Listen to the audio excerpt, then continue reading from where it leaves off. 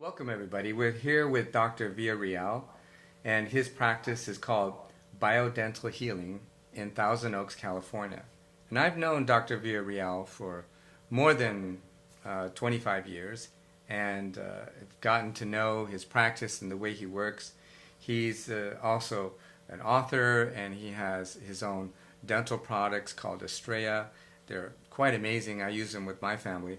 And the most exciting thing about Dr. Villarreal is he's just a really good, personable family dentist, and he's got a background in cosmetic dentistry, and he's one of the best biological dentists I know in the world today.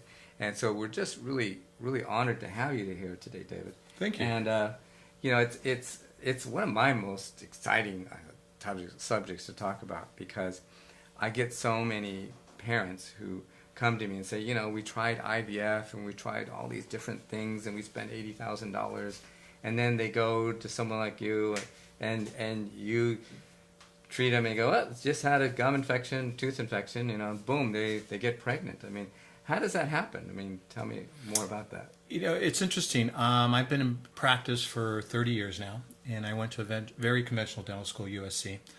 And 7 years out of being a dentist, I just said, oh my God, this is what I'm going to do the rest of my life. I'm going to drill and fill. I studied all these years to do this. And, God is great. The universe is great. Someone came to me, and I was already interested in doing cosmetic dentistry. And she didn't have any she didn't have any silver fillings, or what we call amalgams. And I said, wow, you don't have any silver fillings. She said, oh, I went to Dr. Hal Huggins in Colorado Springs. I go, who? So she came back the next day, right? And she came with her husband then, and I looked at him, and she was married to Captain Steubing of the Love Boat. And so she brought me Dr. Hal Huggins' book, It's All in Your Head. I could not put that book down. Next thing I know, I was flying to Colorado Springs and took Dr. Huggins' first course, went back the next month, took the advanced course, and never looked back.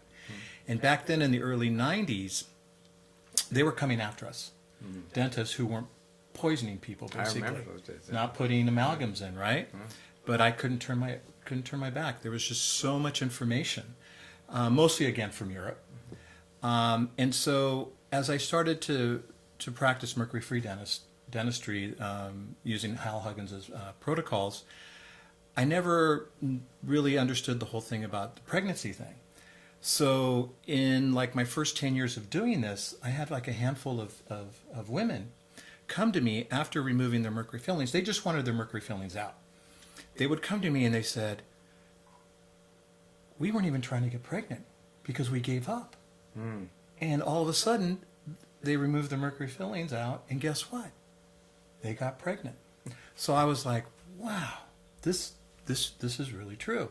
And so then I started doing more and more studies about, how mercury and amalgam affects not just the female, but the male sperm. And so they don't really look at the male part of getting pregnant.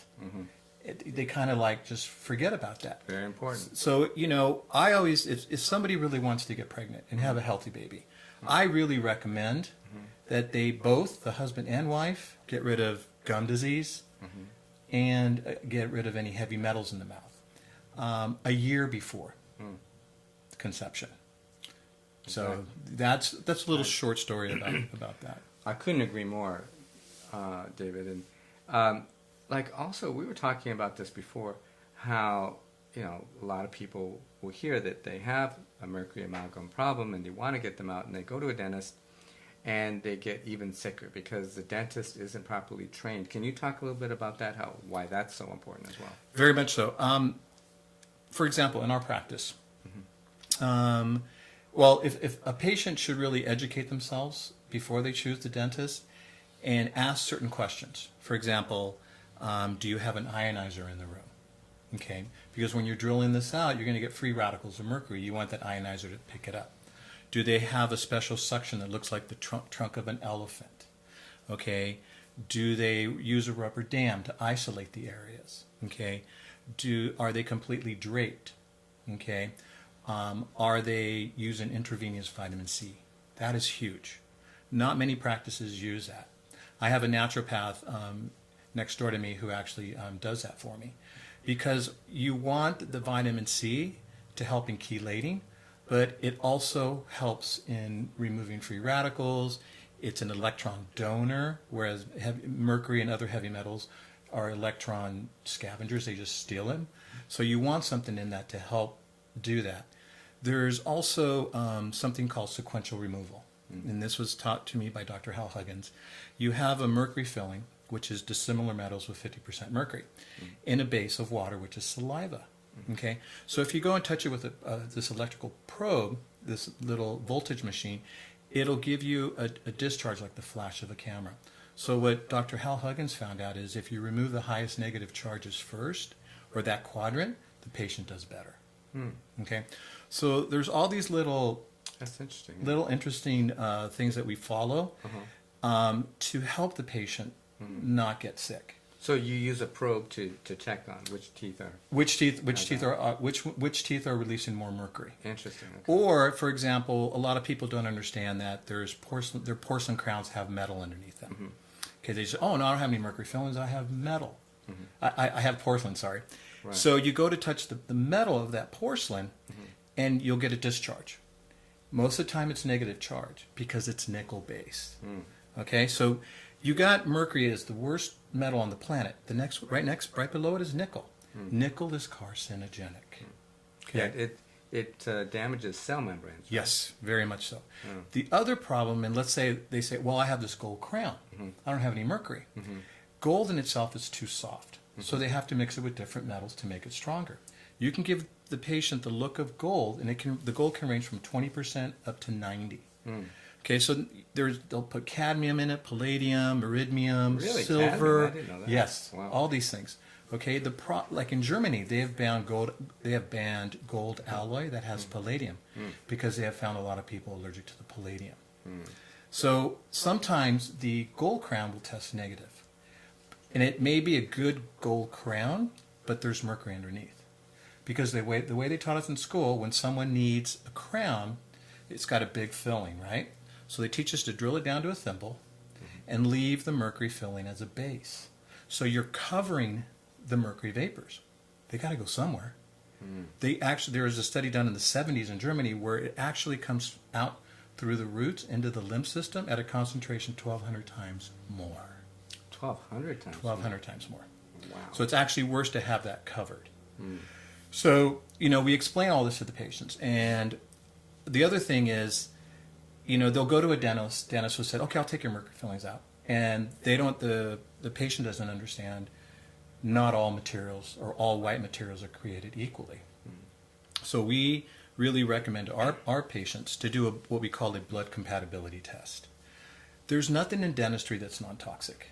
Okay, so the terminology holistic, I like to use more biological dentistry because what we're trying to do is use a material that is the least reactive to your immune system. So then your immune system can go work somewhere else and help heal whatever other parts of your body that are ailing. So in these reports, there's hundreds and thousands of materials. Not just the white fillings, it's the bonding agents that we use, it's the cements that we use to cement the crowns, it's the crown materials, it's the impression materials. So it breaks down all these materials via whatever your blood shows up. It's as highly reactive, moderately reactive, and least reactive. So we always use the materials that are the least reactive. Again, not affect your immune system as much. So how do you test for biocompatibility? What do you use? There's a lab. Actually, Dr. Hal Huggins started it in Colorado Springs. Now his protege, Dr. Groovy, my dear friend, is taking it over. So there's a kit we give to the patient. They go to a blood drawing lab. Then they send it to Colorado Springs. In a week, we get back the report. Then we go over with the patient. Okay, we highlight that we're going to use this material, and so that's basically it. Got it. Now, when someone gets a root canal, can you talk a little bit about that? Because a lot of people do these things, or they get implants, which are kind of similar in some ways. This is very popular these days because I mean, people don't want to look like they have no teeth, you know, and so, you know, but can you talk about what we know about the kind of really virulent pathogens that live underneath these root canals? Oh boy, this is a touchy subject. Dr. Weston Price, back in the early 1900s, a big pioneer in the whole mercury-free movement, nutrition, all this stuff, right? What happened to him was he did a root canal on his son. His son, a little while after the root canal, died of a heart attack. Wow, I didn't know that. Yeah, it was his son. Wow, that's what got him motivated. Huh? So what he did was, before they buried his son, he extracted that root canal tooth and put it under the skin of a rabbit. Within a few days, that rabbit died of a heart attack. He put it in 200 rabbits. They all died of heart attacks. So he understood that there are, and you know, we send some of these root canal teeth to Dr. Huggins' DNA lab. I can't even pronounce the bacteria that is found in those. Okay, what Western medicine doesn't understand is that the tooth is a live organ.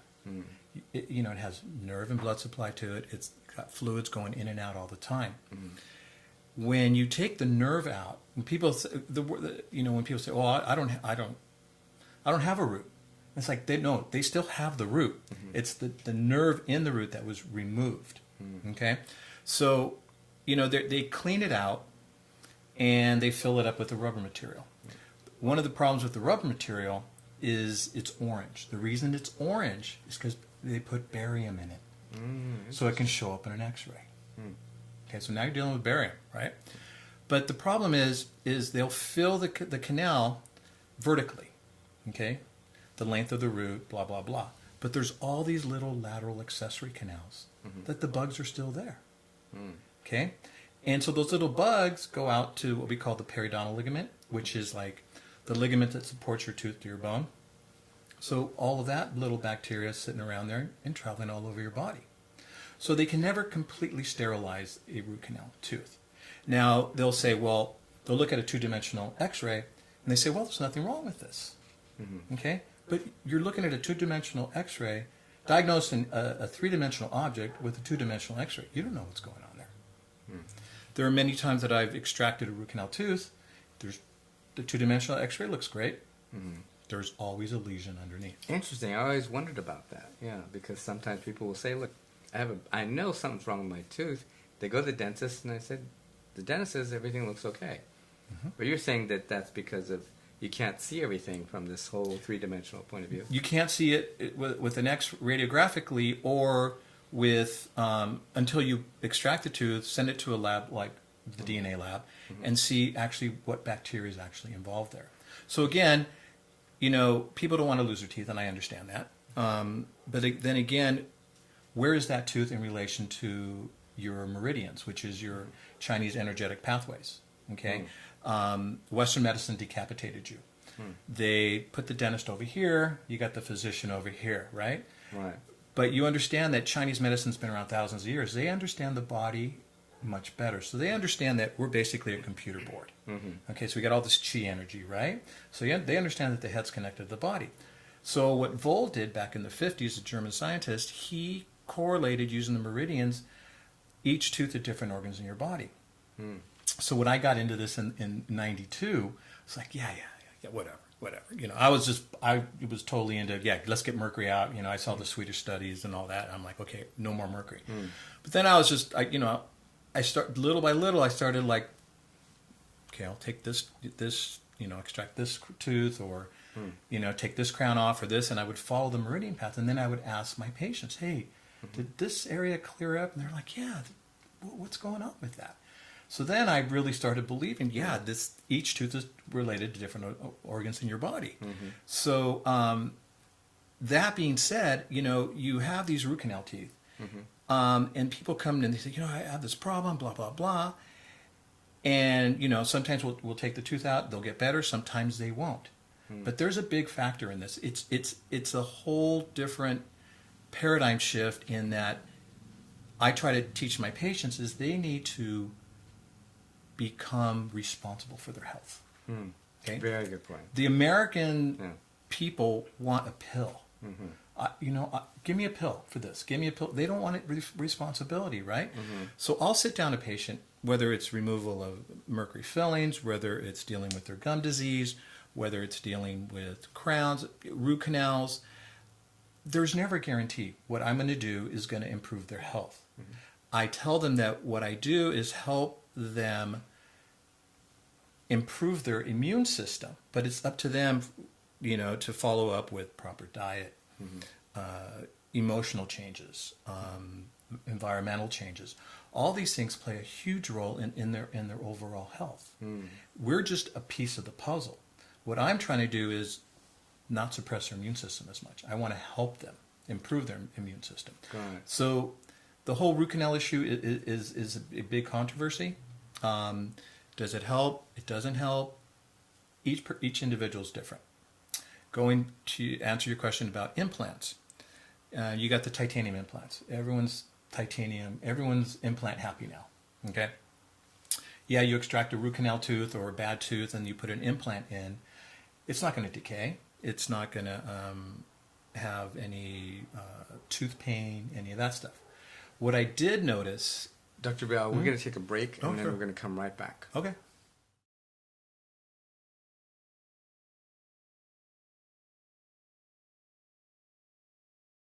So, and what we see in dentistry now is everyone's implant happy. People don't want to deal with possible pain or failure of a root canal tooth, so they'll extract it and put an implant in. Back in the early, like year 2000 and something like that, I started doing some research with implants.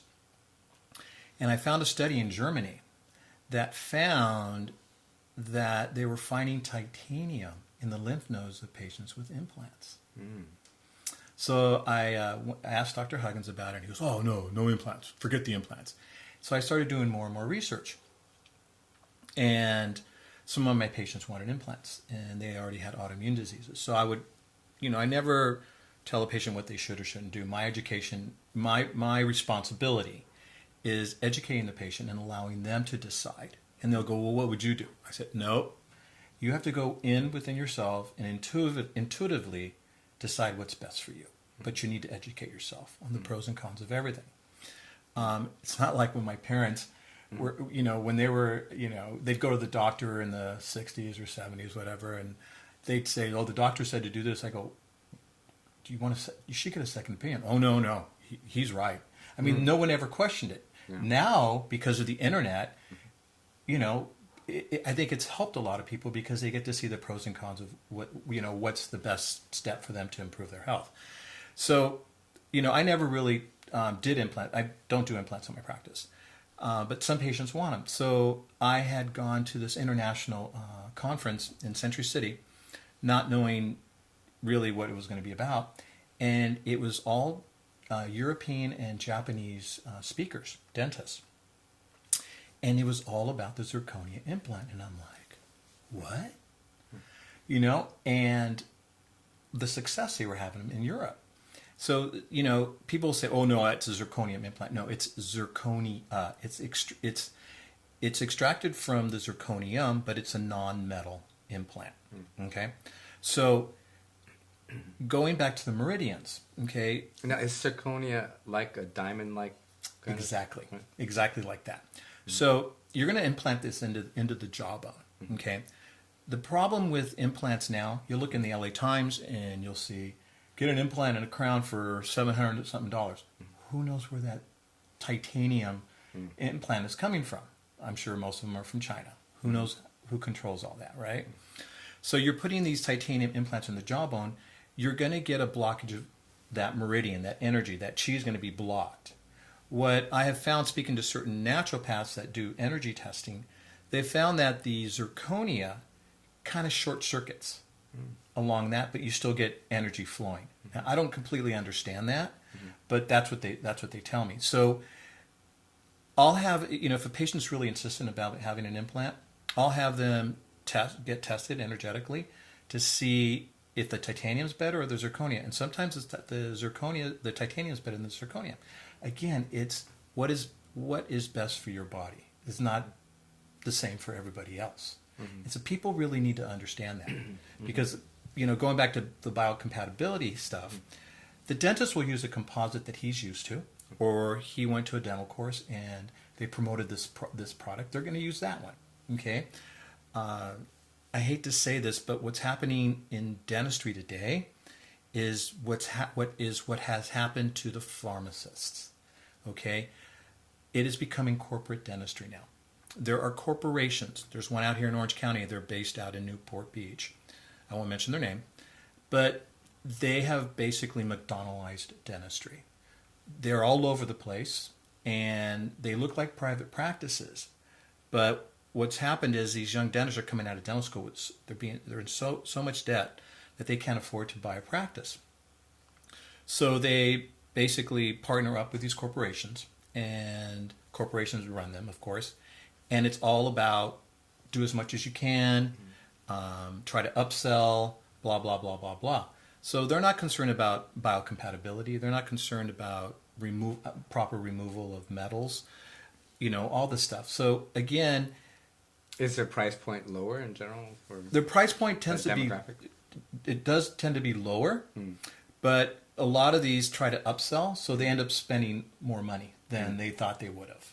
Okay, so I don't think that dentistry, we're going to see a big change in the people. I think we're going to see a bigger separation of practices like mine and corporate dentistry. Okay, you're going to see a big shift, and the people that are more conscious or much more awake or more responsible for their health are going to go towards practices like mine, but the majority are going to stay in mainstream. So again, I can't see how, unless we get more and more dentists like myself to speak up and to educate, and that's my responsibility. My responsibility, along with my dear friend Dr. Blanche Gruby and some of our other partners, who we've been with Dr. Huggins for many, many years, is educating and trying to get some of these young dentists to understand their responsibility. Because we got into this, I got into this to help people, to help heal people, to get them better, physically. And that's why I said in the first 7 years, I was like, oh, it's just all about cosmetics and drill and fill and just get them in and get them out and take care of decay. But it's not. It's about helping them heal physically, emotionally, mentally, spiritually. It's very good. And I like that about your practice, is you really talk to the patient about their whole life, not just the physical mechanics of fixing the teeth. And, when I've referred people to you, people always come back really happy saying, oh, he's a really amazing, personable, likable guy, and I really trust him, that people always say, I really trust good. Dr. Villarreal. And, back to what you were saying about the tooth and, the pathogens that live under the tooth too. I think Dr. Huggins identified some things like leprosy, like these horrible pathogens that they had these huge long names you can't remember, right? Yeah. And I remember being with, do you remember Dr. Gene Meyer? He's passed, but I remember being in his office and I was there to see him. And I remember that he said, Roy, you're going to want to come and see this. And it was a patient going into cardiac arrest. And he says, no, watch. And he pulled the tooth out.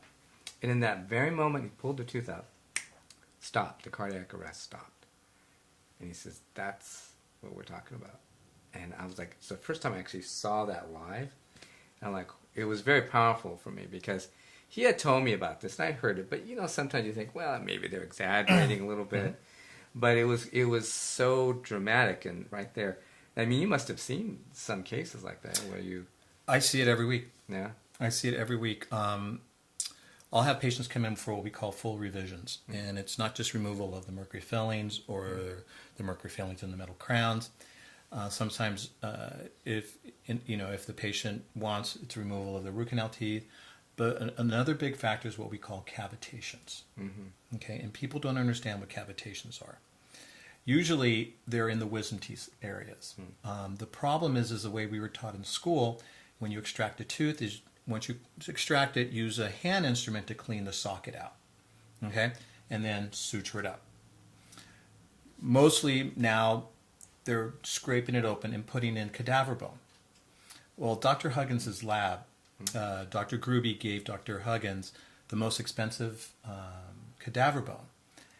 Dr. Huggins tested in his DNA lab, and one of his last lectures that he had with us, his elite dentists, it blew my mind. There were over 24 different bacteria in this so-called sterilized bone. But no one thinks about, what about the DNA, right? Your bones has your DNA, right? It has your energy. You know, you hear these stories where people get heart implants or certain organ implants, and all of a sudden they become a smoker. Or, you know, their personality changes. Because every part of your body has memory. And so, you know, and they're just putting these cadaver bones like crazy. So they'll even put cadaver bone, or they'll put bovine bone, or shark, or plastics. I like the way how you look at this holistic, complete person, like what you're saying. There's it causes people to think, which is always a good thing, because if they can't think, they can't make a choice, because they don't have that distinction, right? Right. And like what you were saying is kind of common sense. Like, okay, putting somebody else's DNA into your bone, it doesn't really, it's not going to match. I mean, it just, you just talk about the histocompatibility by itself is a problem. It's not just the pathogens, which is where all the focus is on, right? Now, back to what we were talking about before also. I remember being we were at Dr. Huggins' lecture together, and it was the first time I had learned that back in '75, that dentists added copper to the mercury amalgam fillings, and that caused a huge problem. Can you talk a little bit about that? Yeah, they were trying to lower the amount of mercury in the amalgam, and what people need to understand is everyone calls it a silver filling because it looks silver, right? In actuality, it's only 16% silver. The other percentages make up 50% of it is copper, tin, and zinc. And then there's 50% mercury. So they reduced the amount of mercury and added a little more copper. What we found out was it increased mercury to come out of those fillings 50 times more. 50 times? 50 times. Wow. So if you're going to have a mercury amalgam filling, it's better to be old and have them when you were a kid than these poor generations now that are having these high copper amalgams. Now, what's interesting is Koch Company is a major manufacturer of an amalgam called dispersiloid. They even in their package have the contraindications of when not to use them. One of them is if you're pregnant. One of them if you're 6 years or younger. The other one, of course, is if you have an allergy to mercury. What? Do you have an allergy to mercury? I don't think I have an allergy. If you have an allergy to mercury, right? If you have kidney failure or any kidney problems, right? Because where does mercury go? One of the areas, the organs, is the kidneys, right? So they even state that. Proposition 65 in California makes us state what's ingredients in everything, right? They even state that mercury is a neurotoxin. Mercury can cause birth defects, blah, blah, blah, blah. So why are we turning our backs to all this? Right. Holistic biological dentistry is all common sense. Right. It is common sense, right? Yeah. It is common sense. Well, so and then that whole aspect, like what Hal was talking about, with I remember I got my first mercury amalgams in '75. It was because I think now it was because I had been a vegetarian for about a year. It was like I think it was 75, 76, and I remember him in the lecture that night saying, actually when I was talking to him, he says, "Well, did you, when did your eyes go bad?" And I said, 76. He said, like when? I said, well, I remember I was in a chemistry class and it was about, he said, but how, did you have any mercury fillings before that? And I said, yeah, actually about a year before. And I said, I remember being in a chemistry class and I couldn't see the board anymore. And he says, that's what it was. It was the mercury fillings. I said, really? I never knew that. It was like a really interesting distinction. Every time I talk to you or Hal, I always get these new, aha moments. It's really cool. Well, yeah, that's the one thing that Hal taught me. He goes, when you're interviewing your new patient and they come with an autoimmune disease or some other health problems, you always ask them, when was your last dental visit and what was done? Again, the head's connected to the body. Well, now let's talk about vegetarianism. It's a very not politically correct subject in California, especially. But look, I mean, we both agree that ecologically and spiritually and morally, it's a great thing to not want to kill animals, and we all went through our vegetarian phases. I know I did for a long time, probably too long, and but what happens when someone becomes a vegetarian to the teeth? What I've noticed is that a lot of their teeth fall apart. What I've seen in the hair samples is that they usually have low phosphorus when they become vegetarian because they don't have the bioavailable protein absorption going on. What is your take on this in vegetarianism and dentistry? And veganism too. It's more obvious probably there. Yeah, it's definitely more obvious in veganism. My patients tend not to heal as quickly. They don't have that protein. We're going to take a break. Yeah. I'll come right back.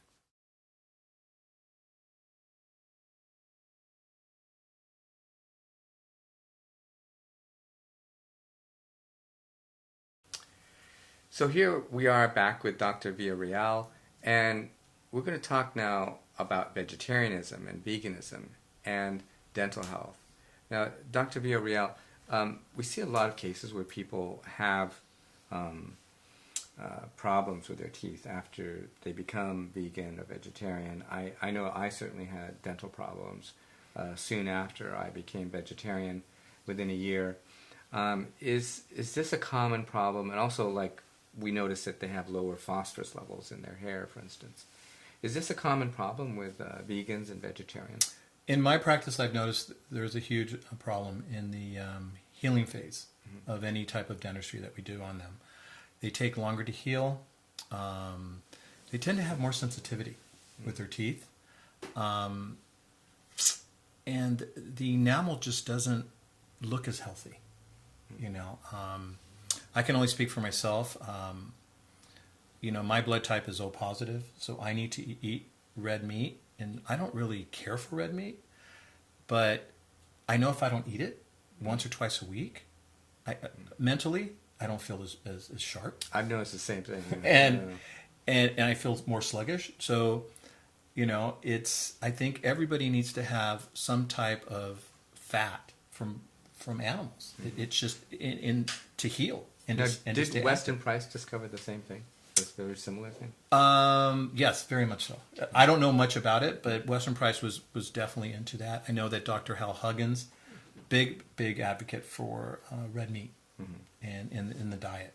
You need those good fats. You need that. Same with butter, good butter. Same with eggs.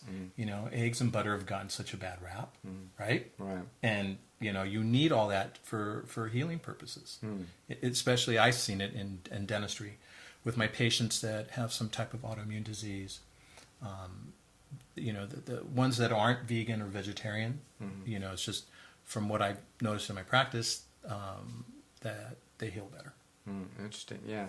Well, it's some of the things we've learned now about like diet is that when you have an animal-based food, or fish, you have the minerals and the vitamins are there with the fats and the oils and the proteins in this matrix that is completely bioavailable.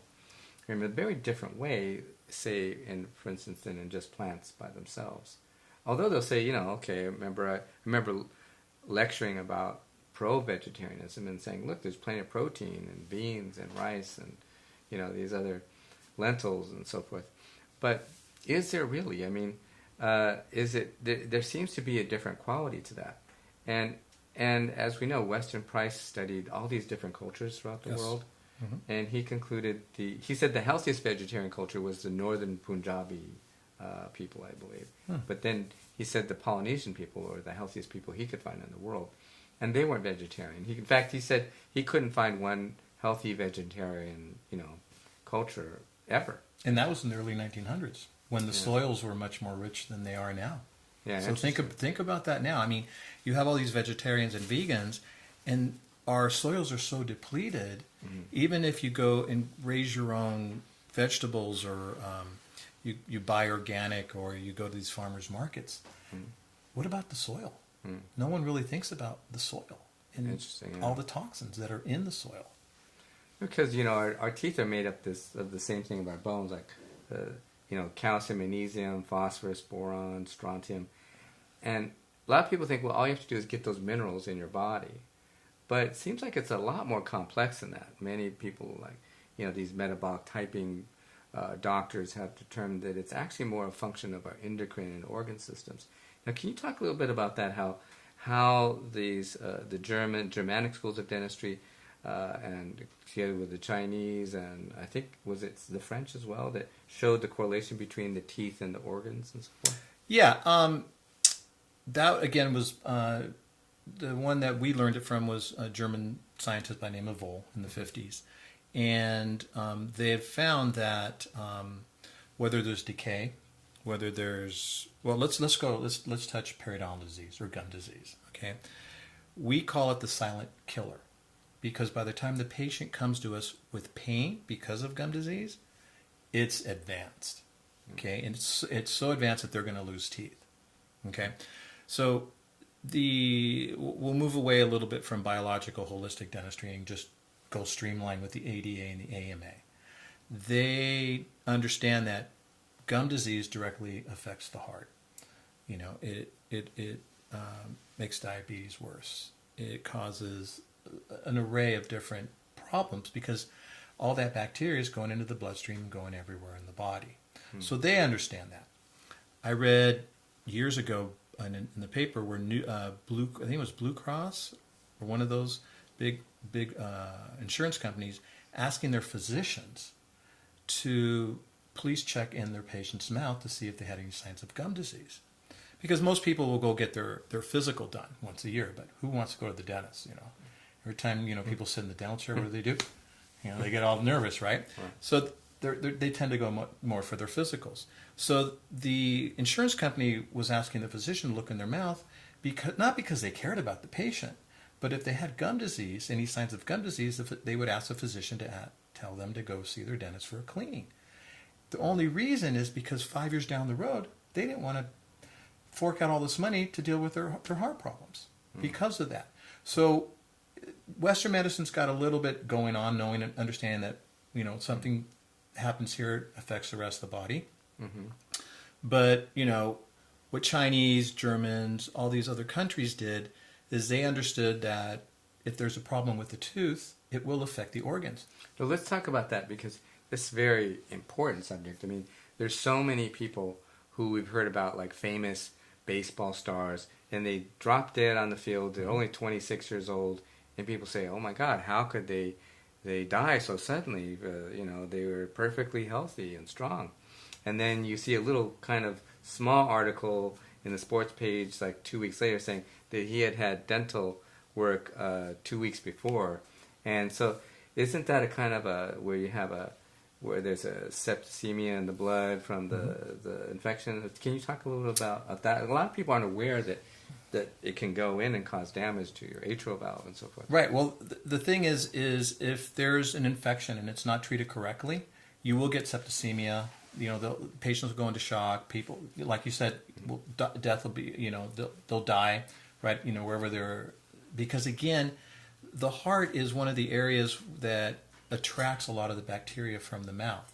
So whether they're ignoring it or whether they weren't treated with the right antibiotic, or the infection wasn't completely cleaned out. Yes, I mean, I think Will Chamberlain died recently.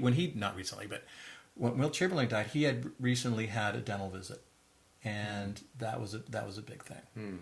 A lot of people with heart issues, going back to the cavitation thing, where the wisdom teeth are, when those get cleaned out, their heart problems tend to go away, because there's the wisdom teeth sites are directly related to the heart. That's where the meridian goes. So again, there's the energetic pathways that will, and here's the interesting thing. A patient will come to me and go, I'm having a toothache on this tooth and I don't know why.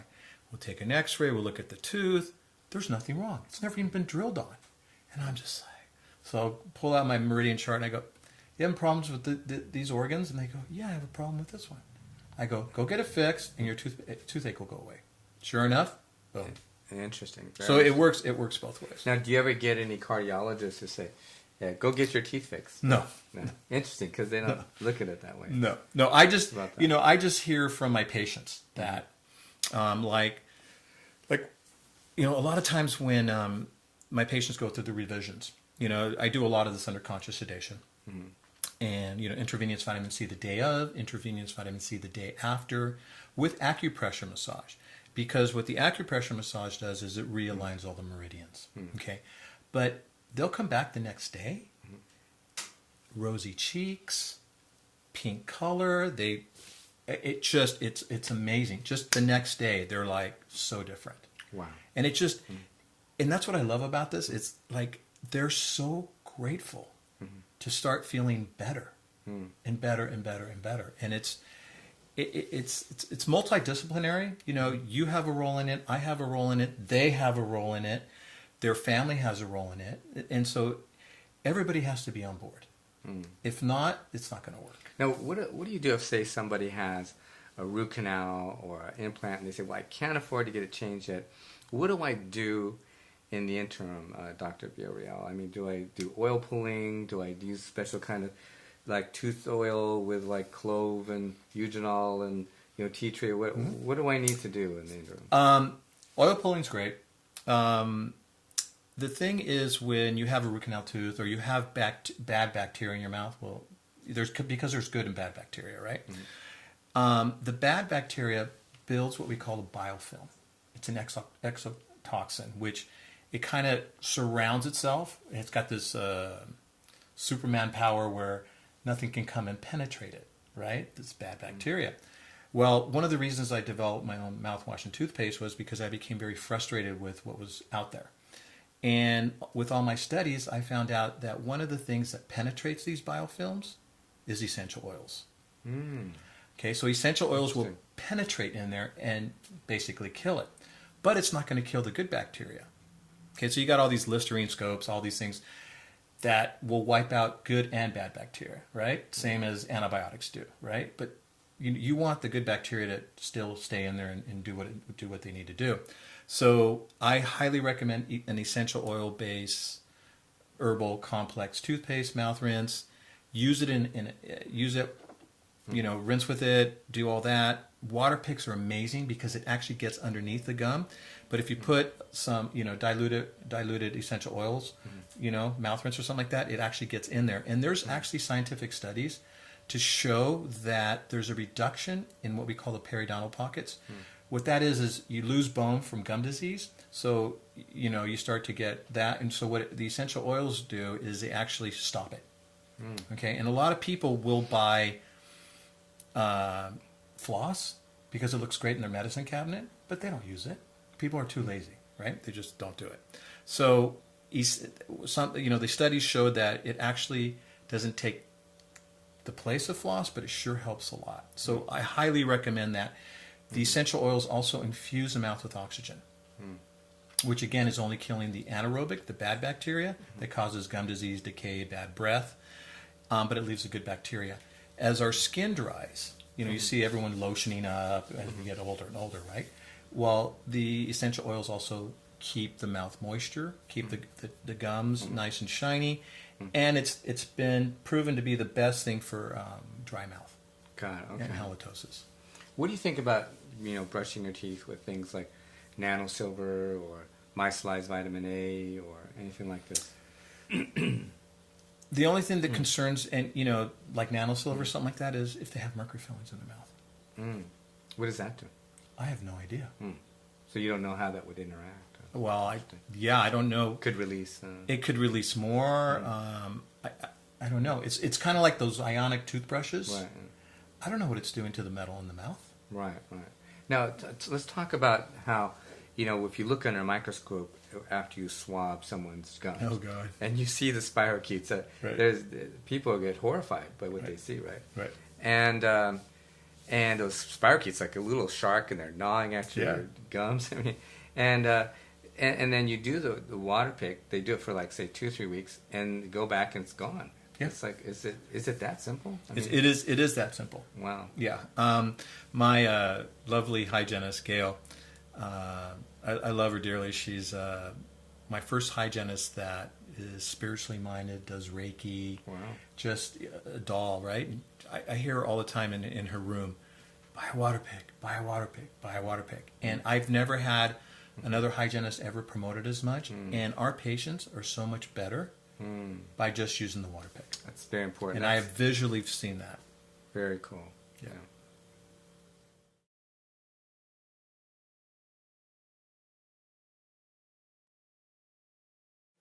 Welcome back. We're here with Dr. Villarreal, and we're going to talk now about oral hygiene and also oral sexuality, because we want to be very careful during the perinatal period not to cause more infections in our oral cavity and spread these infections, especially to the baby if a woman's pregnant and so forth. Now, Dr. Villarreal, what do people need to know about, you know, bacteria in the mouth, spirochetes, all kinds of horrific things live in the mouth, but very rarely do you hear people talk about, you know, the implications of this. You know, I hear, you know, movie stars getting like, you know, oral sex right on Sunset Boulevard, and there's this big scandal, Right. and people, I'm like, why are they doing that? Why would people do that? You have no idea what you're getting. I mean, you as a dentist must have a completely different perspective on this. What is, do people, are they even aware of what's happening with this? Well, I hope that we never find an article or a news clipping on the Inquirer or something like that. Dentists found, you know, having oral sex with somebody on Sunset Strip, you know, because they're supposed to be more educated. Right. One of the things, especially with our patients that want to get pregnant and have a healthy baby, is I try to explain to the mom, because it's usually the mom that comes in, if her husband doesn't come in and get his teeth cleaned, if he has any signs of gum disease, guess what? You're going to get it even if you have a clean mouth. Okay? When you exchange saliva, you're exchanging everything with them. So whether you're impeccable with your oral hygiene, if your spouse isn't, you're fighting a losing battle. That's number one. Number two, why are we having such an increase in HPV? Okay, it's not just from intercourse. It's actually from oral sex or exchange of saliva. They don't even really understand all the implications of how you're possibly able to stay away from it, from everyone just exchanging fluids. And chlamydial pneumonia is becoming more prevalent. Exactly. Yeah. Exactly. So one of the big things with someone with gum disease and oral sex, if the man's going down, that bacteria is going to go into the area of where the woman is going to conceive. Seems like common sense. Right? It's common sense, Right. but no one really thinks about it. So I'm a very, very big advocate about preventing gum disease. Okay, because 50% of pregnant women will develop pregnancy gingivitis. Okay, because again, Interesting. Right? all the nutrients are going to the baby, right?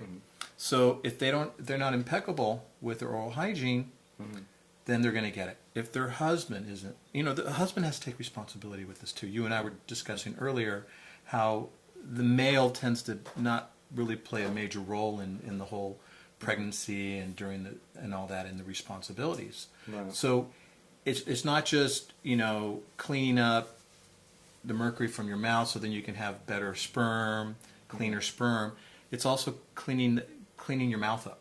Now sometimes you get the husbands mad at you. I know I've had that happen because I told them to brush your fingernails before they have sex, and when women become aware of this, they say, hey, yeah, before you touch me, please, clean your fingernails, because we know that when all prostitutes know in the world that if they allow a man to touch them with with the fingers, their career's over.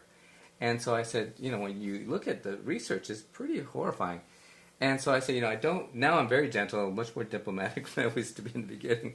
But, then they're both grateful because I said, look, it's going both ways, like you said, right? Mm-hmm. So can you talk about that more? In other words, how do you talk to the men? Because sometimes they've never heard this before. And like, my doctor's never told me this. Like, what does some dentist know, about, oral sex, Turns out a lot, right? Right. Well, if you show them under a microscope what their saliva looks like, just a swab of it. Like those spirochetes. The spirochetes, you're going to say, hey, this is going where you're going to conceive. Do you want this to go there? It's a no-brainer. That's right. You can't deny what's right there on the microscope slide. It's just, right. There it is. Right. Or, I'll get patients to say, I'm starting to floss and my teeth are bleeding. And I'm like, that's not a good thing. Right. Or people will say, I brush my teeth and they bleed. I go, that's not a good thing. And I try to put it in a really nice way that the reason your gums bleed is because there's an infection. Mm-hmm. And there's an infection because there's bad bacteria there that you need to get to remove. You need to remove it, right? Before you guys play. I mean, I love your book. I think it's a great book. And I think it's putting the responsibility back on the couple. Mm-hmm. Because I wish I knew now I wish I knew then what I know now about conceiving. I mean, this whole thing about autism. Yeah, well, let's talk about that. I mean, there's so many factors around autism, and we hear a lot about, thimerosal and vaccines, and yet there's, in the autism community, there's very little discussion about mercury amalgams, though. Why is that? They're all talking about thimerosal and vaccines, which, I agree with. They should question that. Right. But why aren't, mercury is in fillings too. Well, that's a good question. I can't answer that one. I don't know why they don't talk about it. Why they don't talk about, it's not just the amount of amalgams that the mother has. For example, there was a study done, I forget where it was, but they placed an amalgam in a mother, and within 2 days, the mercury in the blood of the mother went through the placenta, into the amniotic fluid, into the blood, into the brain, the blood, the kidneys, the pituitary gland of the fetus. Wow, really? Okay, so why are we having such thyroid problems now? Okay, think about it. The pituitary gland helps the thyroid gland, blah blah blah, right?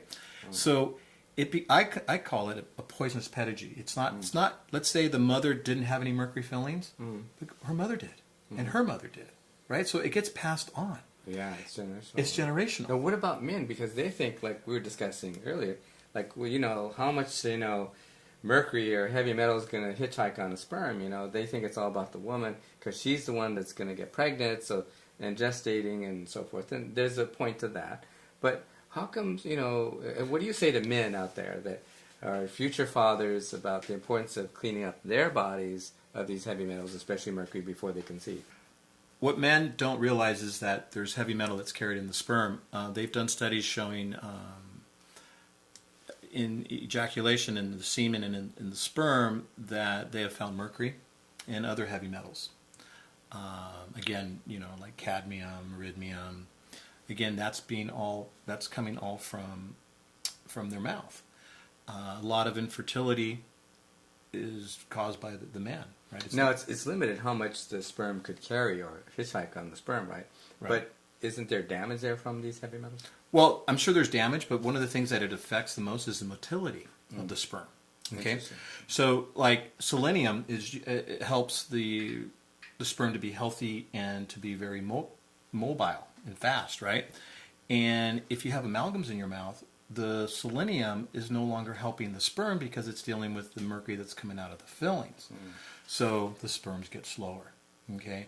Also, you need zinc and manganese for motility in the sperm, and mercury from mercury fillings alters that. It doesn't let them function. So again, you have not just, even if it's a small amount of mercury in the sperm, they're not as fast and they're not as healthy. Okay, so where's that being transmitted to? transmitted to the mother, who has mercury fillings. So it's a double-edged sword. And these kids are being inundated with mercury from day one, right? And they've shown studies to show that the amount of mercury that's accumulated in these fetuses is more than what the mother actually has in her mouth. Wow. Wow. So, it's interesting because, to contemplate what Dr. Villarreal is saying right now, we must remember that when the egg and sperm form, and the sperm is already contaminated and damaged by these heavy metals, that what we know in embryology is that then all the cells in that cell line will be damaged as well. And so this is very important to understand this for future fathers, that they themselves need to clean up their bodies, fix their teeth as well as the mothers. Because I tell, fathers, I say, it's like trying to win a football game, but you only have a defensive line. Would you agree with that? Oh, totally. Very much so. So it's very important that the fathers have dental care as well as the mothers. Because we usually only talk about the mothers because we know how closely miscarriages are tied to gum infections. Right. Yep. By the way, you know that when you speak to dentists, they all know, dentists and dental hygienists all know that miscarriages are linked. It's probably the number one or number two cause of, miscarriages, gum infections.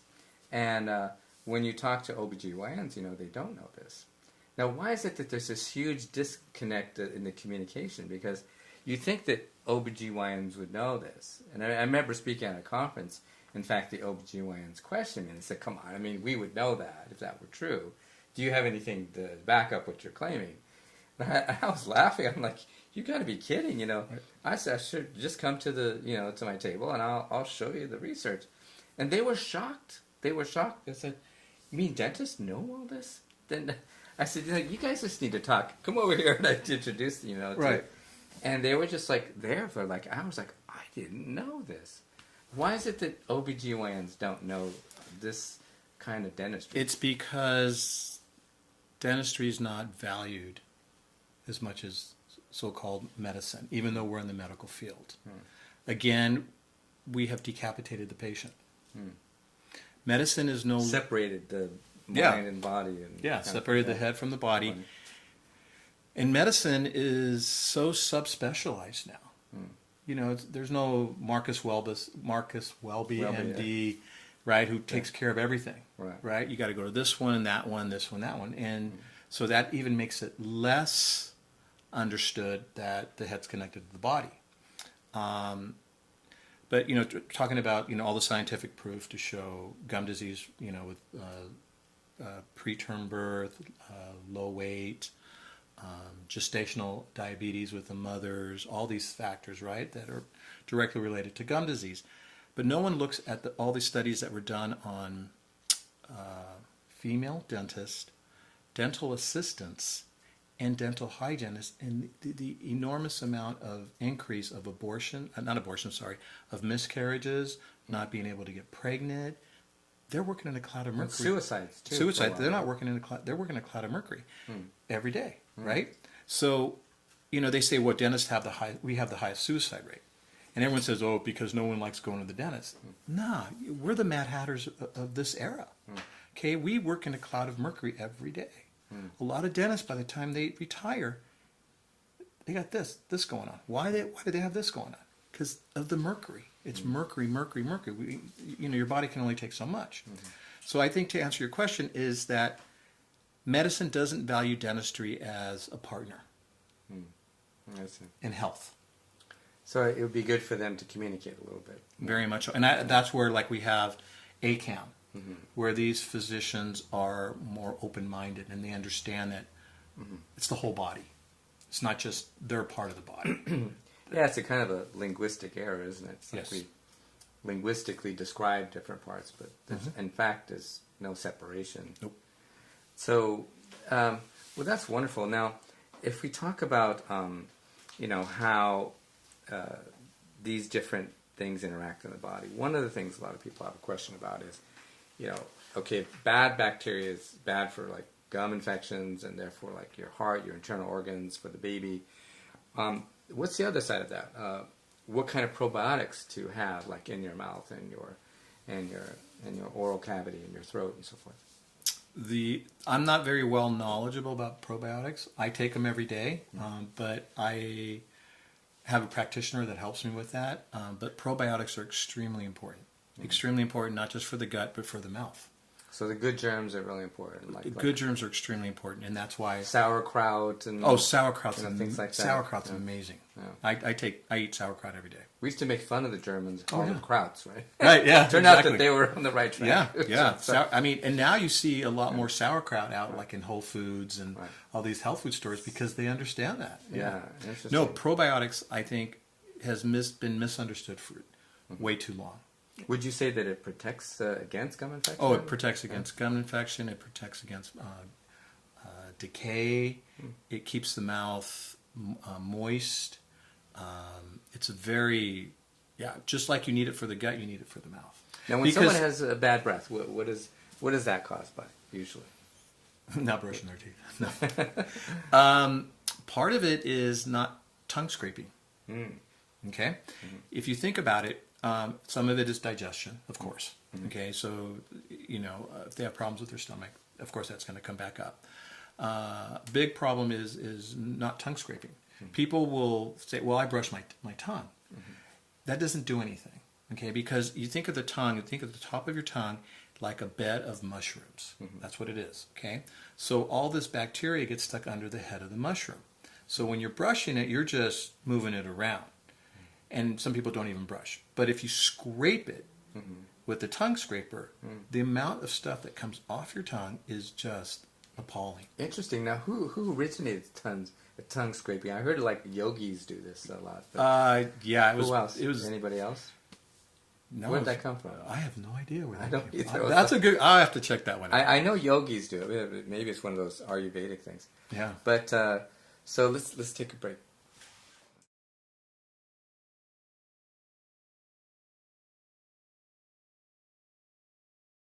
We're here back with Dr. Villarreal, and today we're going to talk about a little bit more about the interconnection of the sinuses, the tonsils, ear infections, gum infections, throat infections, how these lymph nodes here are all interconnected in the cranium. And we talk a lot about gum infections being related to miscarriage, but with Dr. Prost, he's like an expert on sinus infections in Europe.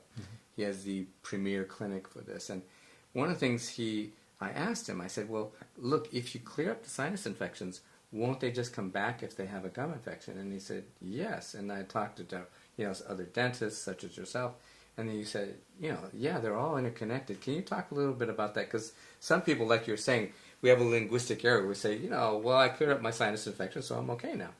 But a lot of times it's not necessarily coming from your sinuses. It could be coming from a tooth, right? Right. What I found in my 30 years of doing dentistry is people have gotten root canals on their upper teeth when it's actually been a sinus problem. Or, they come and they have decay on an upper tooth and they don't know it because, they're constantly complaining about their sinuses. Everything is so intricately connected if you look at a skull, there's very little difference between your upper teeth and the sinuses. Okay, and what goes on in the sinuses could come from the teeth, but it can also come from the ears. It can also come from decay. So I have noticed that some of the pathogens that are related to that are involved with this, that are found in the sinuses when the sinus infection, are the ones that cause gum disease, or the ones that cause decay, like Fusobacterium, Streptococcus. So it's interrelated. It's working both ways. Okay, so again, I think that the physician and the dentist need to communicate more and see where's the underlying cause. Did it come from the sinuses? Or if it didn't come, did it come from the teeth?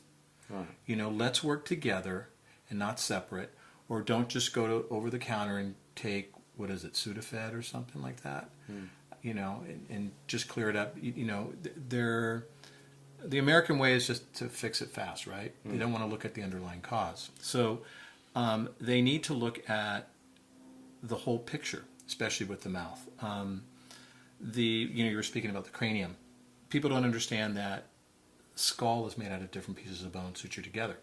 So there's something called craniosacral therapy, right, which allows the bones to move. Well, the same thing happens with the palate. Okay, this is all one piece of bone, but the upper arch, where your upper teeth are sutured together just like your cranium. So if there's any problem, meaning like if you have a bridge in the front that's closing that, not allowing the pieces to move, or if you have an upper night guard that at nighttime you wear, it doesn't allow those pieces of bone to move, you may start having sinus problems or headaches that you don't know where it's coming from. Okay, the same thing with TMJ, where 90% of my patients have lower night guards that are tested to make sure they're biocompatible with it first. But one of the biggest factors of any autoimmune disease or any dis-ease, right, is stress. So, and everyone's like, well, I put my tongue between my teeth before I go to sleep, and so I don't grind or clench. Everybody grinds and clenches. Okay, so what that does is that allows everything to be at rest at nighttime, to allow the cranium to move around and everything. But when you're in that constricted mode, what does that do to your thought process? What does that do to your brain waves, all that? So, that's another factor that needs to be looked at. Okay. Now, let's talk about that, because that's a very important subject around this whole structural integrity in the body, like not just in the mouth and the jaw, but how, say, the TMJ joint is related to maybe the hips, or like osteopaths talk a lot about. I remember Dr. Ember we used to talk about how these structures were interrelated, and a lot of dentists are getting into, and chiropractors and osteopaths are talking about the structural integrity of the jaw. Like the downside of, say, getting a tooth pulled is now you have an imbalance and there's an empty space there. What do you do, say, for somebody who needs a root canal, but or wants it, or do you pull the tooth? There's all this questions. I'm not sure what to tell people, because sometimes if they get the tooth pulled, as you know, then you have degradation of the tissue there, and bone, and so and then their jaw doesn't have the same kind of line in it anymore. I know it's not a perfect world out there, but what's the best case scenario? If the patient loses a tooth, usually there's not a big problem. If they lose several teeth, then you're dealing with what we call malocclusion. Okay, just like with osteopaths work and chiropractors, you want everything balanced. Well, you want everything balanced in the mouth too. One of the sad things is that females, after the age of 40, if they have any signs of TMJ problems, they become miserable people. Because not only is it a chronic pain, they have chronic headaches, migraines, they complain about numbness in their fingertips. Because what goes on here affects the rest of the body, because you got all these blood vessels and nerves that go through this area, and if you're impinging here all the time, it's kind of like you have a bruise, and you're constantly doing that to the bruise. You're not allowing it to heal. So a lower night guard allows the jaw to move down and forward, lets this area heal during the nighttime, but you want it balanced. You want to come to the dentist who is going to balance it on, not just give it to you, go, okay, see you later. You want one that's going to balance it to make sure it's balanced everywhere, so the body stays balanced. What people do when they're missing more than one tooth, let's say 2, 3, 4, 5, 6, 7, you want to stabilize their jaw as fast as possible. So what we do in our practice is when we do the extractions, we give them what we call an immediate stay plate, immediate flipper. That's an immediate removable partial, especially if it's in the front, so no one knows that you're missing some teeth. But we want to realign, make sure that we don't lose that integrity. Now, it's very true, when you extract teeth, you're going to lose bone around that area because the roots keep the bone stimulated there. The partials, the removable partials, keep stimulation on the gum, so you still get bone resorption, but not as much. And again, that's all genetics. It depends on, some people will lose bone faster than others, but then again, that depends on their diet, right? You want to keep all the minerals you need to keep good bone. So we always try to stabilize the jaw, whether it's with a partial, with a night guard to wear it, definitely with a night guard to wear at nighttime. Again, it's all about balance. Mm-hmm. But So the patient never really leaves without. No, what is a partial?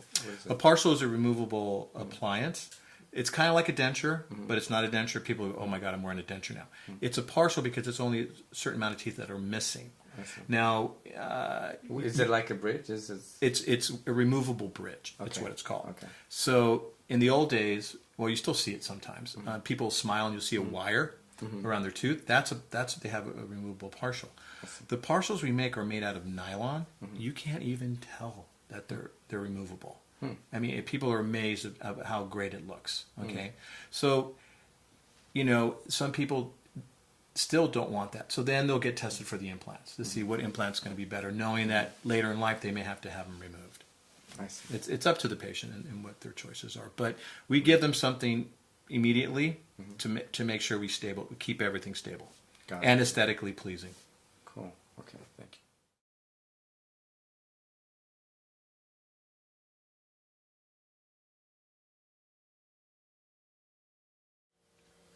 Here we are with Dr. Villarreal again. We're going to talk a little bit about the ApoE gene, which is a gene that can get deleted or suppressed if someone has chronic mercury, especially exposure, and also if they inherited this trait as well. Now Dr. Villarreal, say a mother had mercury fillings, and then during her pregnancy, she had mercury fillings, and her baby is born with this kind of ApoE gene defect. Now, what does she need to tell her son or daughter as they grow up about correcting that gene defect?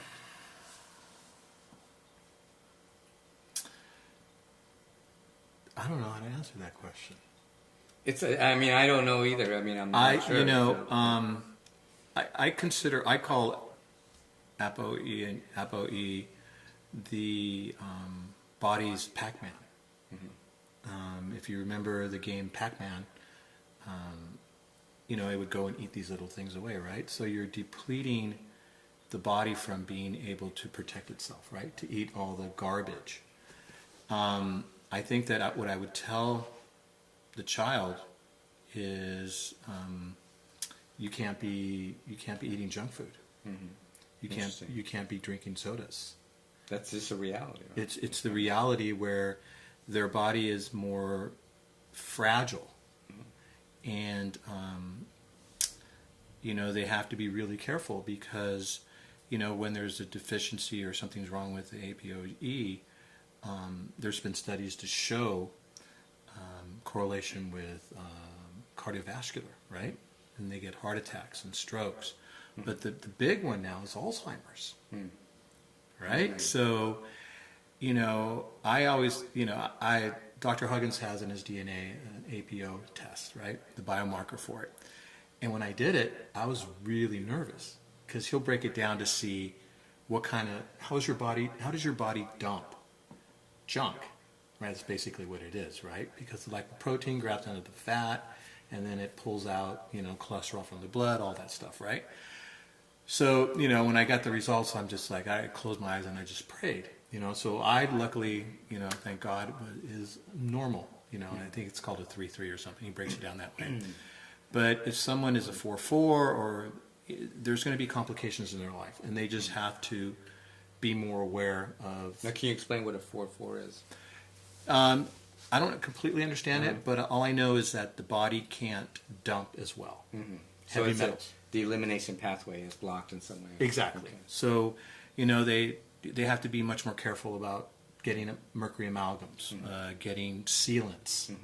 Sealants in kids, messes up the estrogen level. Their diet just has to be a much cleaner diet. And now, what if you have a pregnant woman and she says, I have mercury fillings. I want to get them out now. What would you say to her?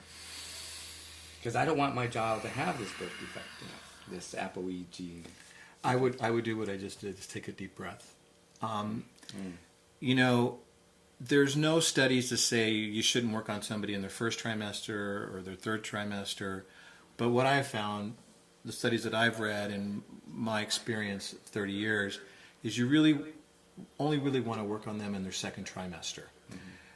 Removing heavy metals from the mother during pregnancy, the suggestion of that is all over the board. You have some holistic dentists will say, yeah, do it. You'll have some say no. So, there's such a wide, broad spectrum of... So there's no perfect answer. There is no perfect answer. The problem is liability, really, what it comes down to. What's going to happen to the fetus when you take this out of the... Because the exposure is much more damaging to the fetus than it is to the mother, right? Right. And, touching that, let's talk about breast milk, okay? They've done studies and shown that women that have 7 or more amalgam fillings, they have found that in their milk there's 10 times as much mercury in that milk than there is with mothers who don't have amalgams. Wow. Now say that again. That's Okay. like really so got to sink in. Most people have 7 mercury fillings or silver fillings. Yeah. What they found is that there's 10 times as much mercury in that breast milk than in a mother who doesn't have any silver mercury fillings. Wow. Milk. So there's a huge difference. So, we can go back to the autism thing again, and these kids are being bombarded since day one, right? Since inception, mercury, heavy metals, and it's not just the mercury issues, it's the other heavy metals, like if the mother has porcelain crowns to nickel metal, if they have root canals. The other problem is, the sex organs are in your front teeth, okay? They're in your 4 front teeth. So if there are problems with those sex organs or not getting pregnant and there's root canals, I'm getting these young women that are going, what do I do? And so, again, my responsibility is to teach them. It's them to decide what to do. So, again, they're beautiful. They want to stay young. They don't want to have any missing front teeth. So what we'll do if they decide to remove them is remove them but give them an immediate tooth. Got it. Okay. Okay, so when they wake up, they look in the mirror and there's a tooth there. It's removable and they have to keep it clean, but nobody will know they were missing a tooth. It's kind of like a bridge that you can... It's a removable bridge that you can put on and take off, and then later they can decide how they want to. But that's so important because a lot of people are distressed. I know a lot of moms, they think, oh, I have this bad tooth. I know I should take care of it, but I'm afraid because I don't want to have a gap there. Right. Cosmetically, and you specialize in cosmetic dentistry. I love doing cosmetics. You're very good at it. Thank you. The patients I've sent you, they just raved about your work. You. But the interesting thing about cosmetics is you, again, have to make sure that the material you're going to place in them is going to be good for their body, not just for their mouth, not to just give them that Hollywood smile, which I hate you saying that, but a lot of them want that. You want to have them, again, get tested to see which porcelains they're okay with or which resins they're okay with, and then place that in, so again, not to suppress their immune system. Now, what you were saying earlier about how it could be a tooth that it's bad or it's aching could be related to a problem with the internal organs, and it could go either way, right? Correct. Can you explain a little bit about that synergy between the organs and all the different endocrine system and just really the whole dental, sinusoid, tonsillar, lymphatic, eustachian tube, this whole thing? Why is this so important to clear up before you get pregnant, Dr. Villarreal? Again, because whatever pathogens are in those areas is going to go to the baby. We just don't understand that the head and the neck, the importance and the role of having a healthy baby plays. You look at SATs now from high schools. You look at all these learning disabilities that these kids are having. You're looking, it all stems from the head and the neck. So whether you have tonsillitis, you have strep throat, you have sinus problems, ear, nose, and throat. All of that just dumps into the fetus, and so you're not giving the child a fighting chance.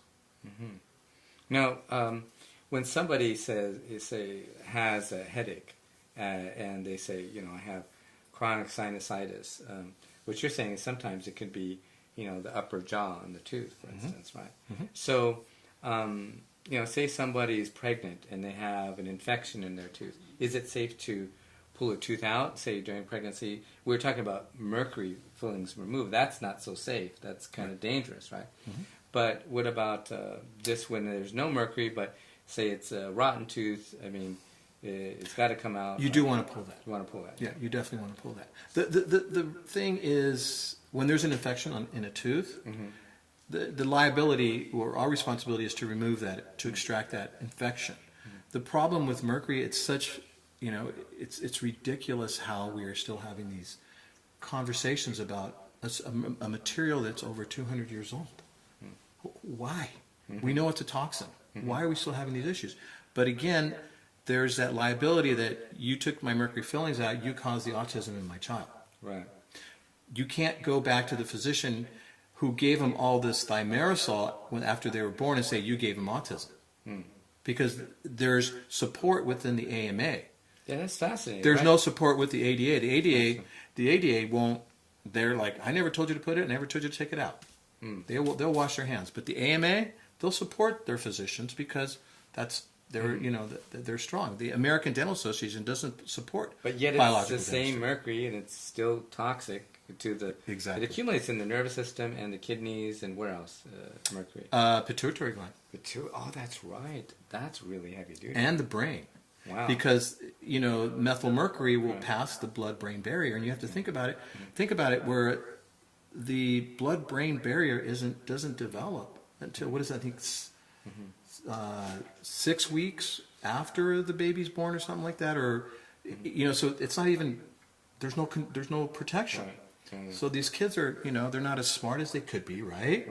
And all these problems. But the pituitary gland, so many people have thyroid problems now. Mm-hmm. And isn't the pituitary gland involved in all hormones, and it's like the master gland. Right. Yeah.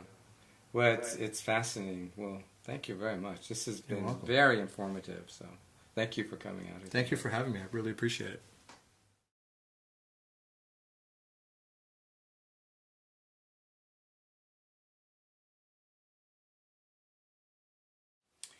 Now we're going to talk to Dr. Villarreal about when a woman's pregnant and she has some kind of gum infections, and she wants to clear up these gum infections in a natural, safe way for her baby. What are the best strategies to use, Dr. Villarreal, to make sure that she can clear up these gum infections while she's pregnant? One of the important factors is they should go see their dentist, and please have your not your dentist, but the hygienist clean your teeth. If you go to a practice that has dentist cleaning teeth, please run away. We did not go to school to become hygienists, and we were taught for a semester. So the job that we would do versus the job that a hygienist would do is night and day. So you would want a hygienist that would spend at least 45 minutes cleaning your teeth. Not a 5-minute cleaning, not a 10-minute cleaning, but that long. That is extremely important. In my practice, my patients will rinse with ozonated water before they're cleaning and afterwards. And what ozone does is it, again, kills all the bad bugs. But when you're at home, I highly recommend products like mine, Estrella, an essential oil, herbal-based product that will infuse the mouth with oxygen, therefore killing all the bad bacteria, but leaving the good bacteria to do the work. I highly would recommend probiotics for the mouth as well as the stomach. And really using, like I said before, a water pick, an electric toothbrush, please. Electric toothbrushes have timers for 2 minutes. No one will manually brush their teeth for 2 minutes. So using that sonic energy bombards the plaque off. So those are really important. And of course, flossing. Now, hygienists want you to floss at night. I'm really happy if people brush their teeth at night. So I personally floss in the morning. Just as long as you floss once a day, makes a huge difference. Got it. Now explain to us a little bit about your toothpaste. Can you show it to everyone what it looks like, first of all? And it's an amazing formula that you've made. How did you come up with this formula? Again, I was really frustrated in my practice referring patients to places like Whole Foods to get natural toothpaste and mouth rinses, and they would use it for a little while, and what they didn't like about it was the taste. So I was introduced to this organic chemist, and for 2 years we would work on the formula, and his name was David also. And I said, David, I want these and this, this and this and this, these formula, these ingredients. I go, but it needs to taste good, because if it's not going to taste good, no one's going to use it. So I played around with it. My patients were my guinea pigs, and that's how Estrella was born. We got it to a point where, everybody liked it, but it wasn't just the toothpaste. Also, what I wanted was something to help whiten their teeth, because being in Southern California, everybody wants white teeth. So it doesn't have any peroxides which dry the mouth out. It's my own ingredient called Herbal Bright. It doesn't white your teeth like if you were going to bleach them, normally like in a dental office. It just keeps them whiter. Interesting. The mouth rinse, again, I developed it because I wanted that to get under the gums and actually oxygenate that area. So then it'll help fight gum disease. Wonderful, wonderful. And you told me about Dr. Huggins' book that, why don't you look, let's hold that up so everyone can see. It's All in Your Head. This you had a story behind this. How? Yeah, this is the book that changed my career 24 years ago. I highly recommend reading this book for the layperson. Also, it's very easily understood.